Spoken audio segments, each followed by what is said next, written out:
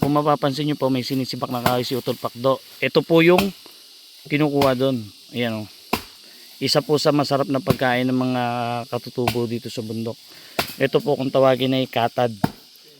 Katad siya nung baby pa siya. Ngayon, tol, ano na tawag dito, tol? Uit. Uit. Ito po uit. Kinakain dito kahit ganito nakalaki? Oo, alisin yung pakpak. Uit daw po to.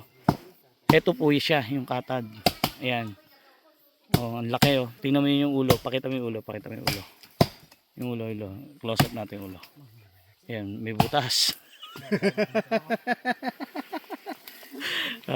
Yan po yung katad. Ayan. Ay, grabe. Oh, nanggigigil. Nangangat to. Okay, kunin mo nga. Galit. Wala po silang Aray. ulam. Ayan na lang yung ulamin natin. Aray.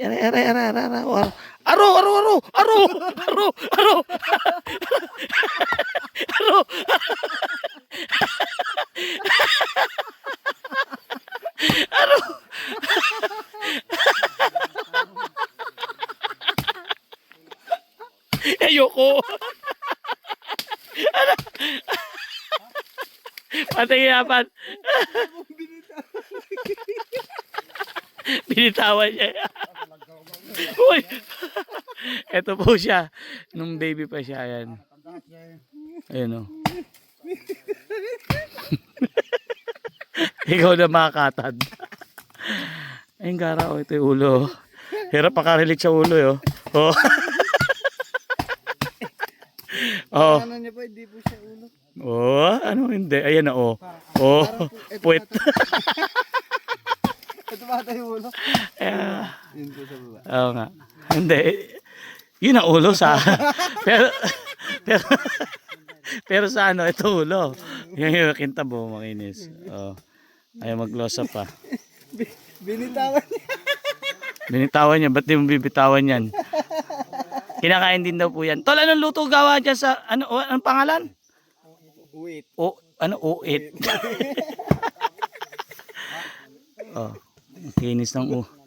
Ang kinis ng ulo, oh. Ito Bernard. Tingnan, tol. Bawak nga uli. Ito na naman.